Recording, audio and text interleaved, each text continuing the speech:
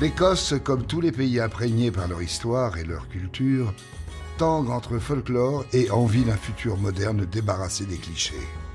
Mais les traditions font souvent partie du quotidien. Et avec Laurent, nous allons où notre envie nous mène, où la soif nous pousse. Nous voici dans le temple du Malte, ces graines d'orge, de maïs ou de seigle qui, une fois germées, sont cuites et vont servir de base pour la fabrication du whisky.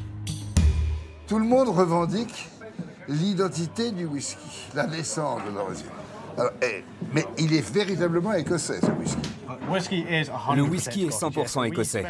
Et c'est nous qui l'écrivons correctement, avec un Y à la fin. Malte, un whisky Malte. C'est un whisky Pas fait de à l'huile base... de Malte. Non. Il y a une explication. Parce qu'il y a des gens qui pensent que le whisky vient de l'île de Malte.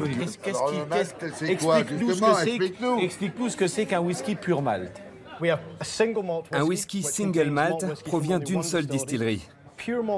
Un whisky pur malt est fait uniquement avec des grains maltais provenant d'une seule distillerie. Quant au blended malt, il est fait uniquement avec des grains maltais, mais qui proviennent de distilleries différentes. Est-ce que le whisky dépend aussi du terroir? Oui, ça dépend énormément de la région.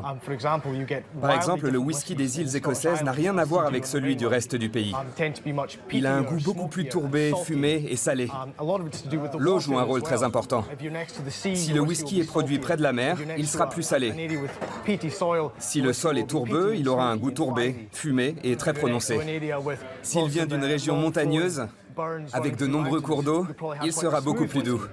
On pourrait presque prendre un cours de géographie rien qu'en buvant du whisky.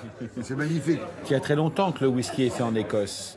Il était aussi utilisé, j'ai cru comprendre, avec les barbiers, pour les infections. C'est vraiment un médicament, le whisky. On peut s'en servir pour désinfecter une plaie et pour vous faire oublier que vous êtes blessé. Ah, la mélancolie, oui. Les Anglais avaient aussi un Bordeaux. Ça s'appelait le chasse-spleen. En Bordeaux, le chasse-spleen... Il existe toujours, ça. Il existe toujours, je sais. Mais c'est la même chose. Alors, le whisky était pour chasser la mélancolie. C'est quelque chose que nos deux cultures ont en commun. Slàinte, santé.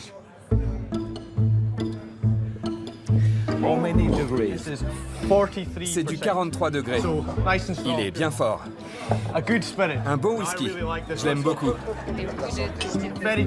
Celui-ci est très différent. Ça n'a rien à voir.